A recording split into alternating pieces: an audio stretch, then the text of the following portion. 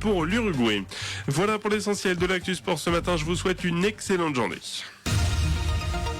7h45, l'invité du jour, en direct sur 92.3 et en vidéo live Facebook sur la page RGFM. Autour du 109 de lancer sa saison 2019-2020, ce sera vendredi avec une première soirée du côté de l'Embarcadère. Il y a plein de choses à venir tout au long de cette saison. On en parle ce matin avec nos invités. Lucie Walsdorf, bonjour Lucie. Bonjour Damien. Chargée de communication pour le 109 scène de musique actuelle, et le directeur Pascal Favier. Bonjour Pascal. Bonjour. Et merci d'être avec nous ce matin. Pour ceux qui nous suivent sur Facebook, la petite plaquette, boum boum, voilà, ça y est, elle est à la caméra. C'est bon Laurent, je l'ai bien fait, impeccable. Comment se porte le 109? Comment ça va? Comment s'est passé la saison dernière déjà pour commencer? C'était une bonne saison, on a été très satisfait de pas mal de dates. On a eu un report ou deux indépendant de notre volonté, on va dire, mais sinon le public a répondu présent sur la plupart des concerts.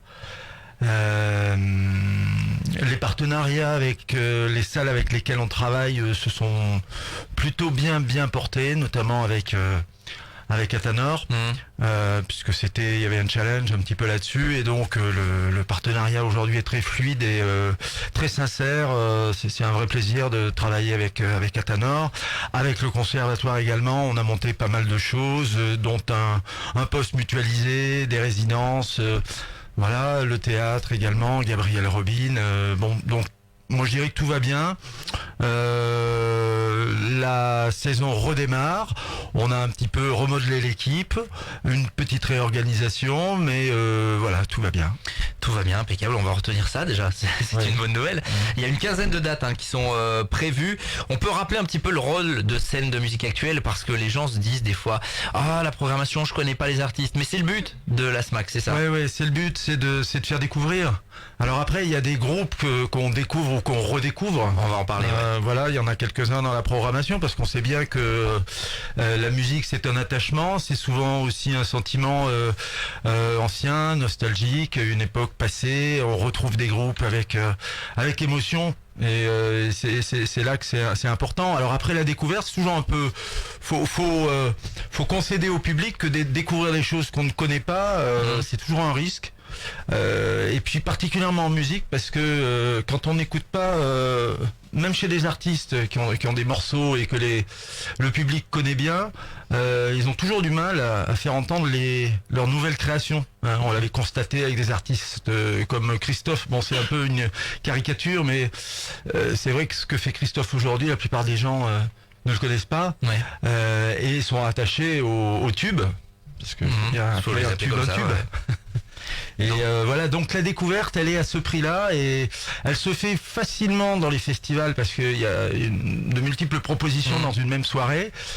En salle, c'est quand même plus difficile. Mais en tout cas, le message, c'est n'hésitez pas à pousser la porte du Guingois, de l'Embarcadère. Oui, parce que il y a aussi la notoriété, enfin en tout cas le fait que le public sache un peu ce qu'on fait. Même beaucoup parfois, mais bon, il y a des gens qui viennent une ou deux fois au concert dans l'année.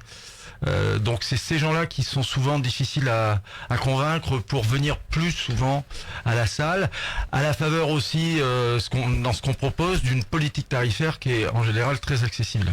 Bien sûr, on va parler pas forcément de toutes les dates, on n'aura pas le temps de tout évoquer, mais on vous invite déjà à aller sur le site 109montluçon.com pour retrouver tout cela. Lucie, peut-être nous parler de la soirée de lancement, c'est donc vendredi, c'est à l'Embarcadère. Tout à fait, donc la soirée de lancement, elle est en partenariat avec la MJC, donc on fait... il y a un gros programme, on commence à 18h avec un pot d'accueil pour toutes les personnes qui ont envie de découvrir nos activités, celles de la MJC et nos adhérents, qui sont quand même un peu au cœur de cet événement. C'est gratuit pour tous les adhérents de la MJC et du 109, qui peuvent d'ailleurs venir avec la personne de leur choix gratuitement. Donc la soirée commence avec ceci, on va présenter ensuite nos saisons, et en tout cas toutes les activités qu'on propose. Et ensuite on aura le concert de Pitbull, et en première partie Blanc-Bec. Voilà, ça c'est pour... Il y a un flash mob pendant le concert également, dû à une prof de danse de la MJC. D'accord. Oui, le partenariat avec la MJC, bien sûr, il est de source, c'est historique. Oui, il est historique. Après, on essaye de créer des nouvelles choses aussi, d'inventer, parce que les choses ne vont pas de soi, les équipes changent, donc il y a un renouvellement dans tout ça. Dans le projet de la MJC, il y a des choses aussi qui apparaissent de façon un peu plus prégnante, notamment la danse, par exemple, la comédie musicale. Donc voilà, on crée aussi des liens autour de ces activités-là. Alors quelques dates à venir ensuite avec une soirée la semaine prochaine, vendredi 4 octobre. J'ai bien aimé le nom de la soirée. Montluis Not Dead. Non, Montluis Not Dead. Alors c'est quoi cette soirée? Alors c'est sympa comme titre. Ouais, c'est sympa. Moi j'aime bien. Et comme vous disiez Damien tout à l'heure, et justement on part sur des concepts. Là on a 3-4 soirées avec déjà 3 groupes, voilà.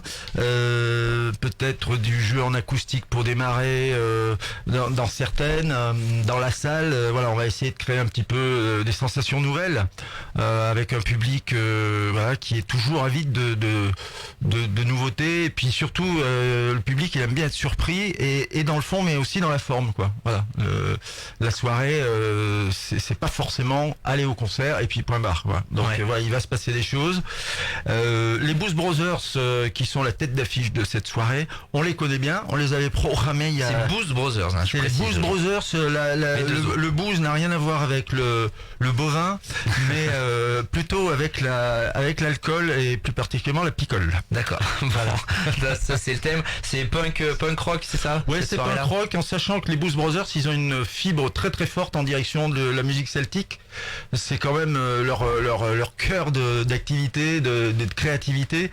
Mais là, d'une façon un peu plus musclée. Et puis les Calunars sont un groupe régional et les Allumés du Pouce vient plutôt du national. Voilà, on a 3 groupes là qui correspondent à un public, un vrai public, même si bon, le punk des fois on se demande un petit peu ce que c'est et autres. Les aficionados, eux ne se trompent pas. Et seront présents sans aucun doute. Voilà, donc 4 octobre plutôt punk, il y aura une soirée plutôt métal le 9 novembre qui s'appelle Bourbeau Métal, avec là aussi un lien avec le territoire bien évidemment. Mais et pas puis... avec le Bourbon par contre. Voilà, pour le coup, là, non. Avec modération bien sûr. Et puis le 17 janvier, ça sera autour de la techno avec High Techno. Voilà, vous avez fait des petits jeux de mots aussi sur les titres. Je voulais... Sans oublier le hip-hop hop-hop. Hip-hop hop-hop. Effectivement, je l'avais raté celui-là. Soirée bien sûr dédiée au hip-hop. Dédié. Non. On est sur de la chanson. Avec là aussi, à chaque fois, le concept c'est 3 groupes, 3 artistes. Oui. Pour une soirée sur un thème en fait. Voilà, ouais. On pourrait essayer de faire plus, mais c'est toujours compliqué. Déjà 3, ça fait beaucoup de changements de plateau. C'est un gros taf au niveau logistique, mais là c'est pareil. C'est aussi, on retrouve des fois là dans ces soirées un peu de festival, quoi, une ambiance un peu festival. 13 décembre pour Hip Hop Hop Hop. Qui a trouvé le titre? Je crois que c'est Lucie. Bravo Lucie. Non mais on a. Non, je ne crois pas, j'en suis sûr. Franchement, moi j'approuve. Dans cette programmation également, on rappelle que vous la retrouvez sur 109montluçon.com. Il y a ce qu'on appelle des têtes d'affiche entre guillemets, des noms qui parlent peut-être un petit peu plus au grand public. Ouais, des valeurs sûres. Et le 14 novembre, donc, ça va rappeler des souvenirs à certains. Elmer Footbeat. Et à certaines également, parce qu'il y a un gros public féminin sur Elmer Footbeat, malgré les sujets des fois un peu graveleux que ce groupe porte, mais dans ses chansons, voilà, c'est un groupe qui se porte bien, et qui a eu une grosse actualité il y a quelques années, mais tout le monde a en tête ces hits là. Il y a Daniela qui tourne dans le Daniela, pas forcément, mais qui est un des classiques. D'accord. Et donc voilà, ça fait partie de ces groupes que le public n'attend pas forcément, mais quand ils sont là, il y a un vrai élan. C'est une date importante, donc le 14 novembre. Oui, c'est une date importante. Ouais. À l'Embarcadère. À l'Embarcadère. Dans la salle de l'Embarcadère, oui, exactement.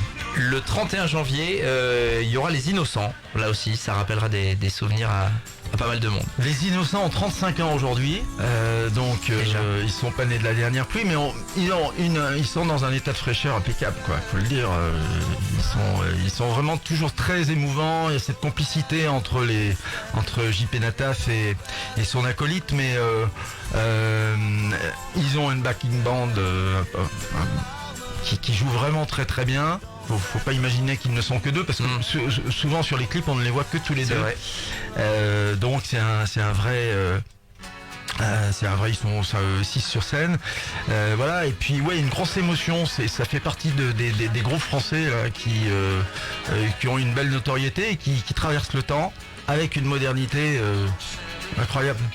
31 janvier, ça sera à l'Embarcadère. Juste un petit mot rapide sur le dernier projet de Pigalle, ça sera le 20 décembre. Alors Pigalle, voilà, un pilier de la chanson française et du rock alternatif surtout. François G. Lazaro, là, ça fait 2 fois, 3 fois même. Enfin bon, il y a eu Poète précédemment. Là, il y a Hatchoum. C'est un exercice pour le jeune public. Et c'est vraiment Pigalle qui joue. Et c'est vraiment Pigalle qui joue ses morceaux, mais adaptés au jeune public. Voilà. Donc C'est à dédié, partir donc. de 6 ans. Mhm. Donc les petites 6 ans connaissent assez peu Pigalle. Non. Mais par contre les adultes, et il y a un gros public là aussi. Donc les parents vont emmener les notamment à enfants. Montluçon qui vont Configuration debout également. D'accord. On n'est pas sur un jeune public assis. Et, et ça, un partenariat avec le théâtre sur cette question-là, mais on fait ça à l'Embarcadère en tout debout, oui, effectivement. 20 décembre donc. Pour terminer, je vais vous demander à chacun un coup de cœur peut-être. C'est toujours difficile, mais j'aime bien faire ça parce que ça met les invités dans l'embarras. On a 2 minutes. Lucie, peut-être. Moi, ce sera Malik Djoudi qu'on a découvert sur le printemps de Bourges, sur les Inouïs en 2018. Donc c'est de l'électro-chanson, c'est très sympa, la configuration sur scène est très sympa à voir et à découvrir. C'est pas quelque chose qu'on peut voir tous les jours, en tout cas pas dans notre salle.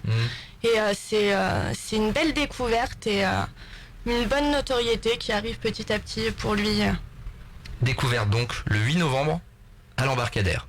C'est ça, pour Malik Djoudi. Pascal. Mi-novembre, oui, avec Totem en première partie. Puis moi, je dirais Alexis Evans et The Limbos, là, un plateau franco-espagnol de toute beauté. On a mis rock pour faire court, mais on est dans des formes assez soul, funk également. Voilà, en tout cas, c'est de la super zik et c'est vrai que c'est des groupes qui sont très très peu connus à l'heure actuelle, donc voilà. C'est peut-être l'occasion de les voir avant qu'ils Ouais. soient connus. C'est le principe aussi. C'est ça aussi, ouais. Et puis toujours, je le rappelle, mais Très vraiment rapide. avec une politique tarifaire très très abordable. Bien sûr. Notamment en pré-vente. Imbattable. Voilà. Bah, Non mais 10 € pour voir 2 groupes comme ça, c'est vraiment, ouais. c'est pas cher quoi. 15 novembre, 20h30, ce sera à l'Embarcadère. Je vous rappelle que vous retrouvez toute la programmation sur 109montluçon.com. Elle est définitive, là, la programmation, ou il y a encore quelques dates qui vont s'ajouter d'ici... Logiquement, Sur la deuxième. non, elle est définitive. Peut-être une date en janvier, mais vraiment pas sûr du tout. Bon, on suivra ça évidemment. Je remonte la petite plaquette pour ceux qui nous suivent via Facebook. Faut que je la monte comme ça, boum. 109montluçon.com pour toute la programmation. Merci Lucie. Merci à Pascal vous. Merci, Damien. d'être passé à notre micro ce matin. Plus toutes les activités, un studio, etc. On n'a pas le temps d'en parler, mais du 109, il y a beaucoup de choses qui se mettent en place. Il est 7h57 sur RJFM. On continue dans un instant. 7h45, l'invité du jour. En direct sur 92.3 et en Facebook Live vidéo sur la page RGFM.